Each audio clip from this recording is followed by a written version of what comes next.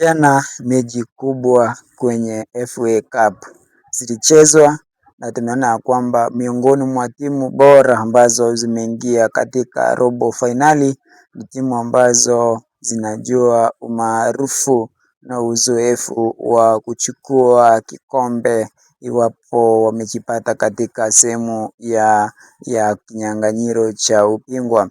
Kwa hivyo tumeona ya kwamba kuna timu nne kubwa ambazo zimejipatia nafasi ama zimejikatia tiketi ya kuingia kwenye robo fainali kwenye FA Cup, ambapo tuko na Arsenal, tuko na Chelsea, tuko na Manchester City, alafu tuko na Liverpool. Hizo timu zote ni timu ambazo zina ubora wao kwenye kiwango na tajriba ya kuchukua kikombe, wako na uwezo. Je, kati ya hizi timu nne unaona ya kwamba ni timu gani ambayo itachukua FA Cup final ama baada ya hizi mechi kuchezwa za robo final, timu gani ambazo zitajikuta katika fainali ya FA Cup na ni timu ipi ambayo itachukua FA Cup? Nataka tu niambie kati ya timu ya Arsenali, kuna timu ya Chelsea, kuna timu ya Liverpool na kuna timu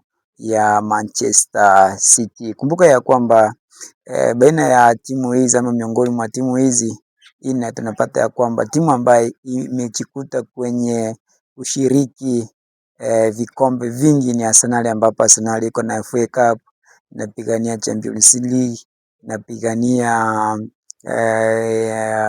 ligi yenyewe na kuna kikombe kingine ambacho inafaa kucheza kwenye fainali na timu ya Manchester City. Je, kati hizi timu nne nataka tu niambie ni timu gani ambayo itachukua FA Cup? Na tumesema ya kwamba timu hizi nne ni Arsenal, Liverpool, Manchester City and Chelsea. Nakutakia kila la heri.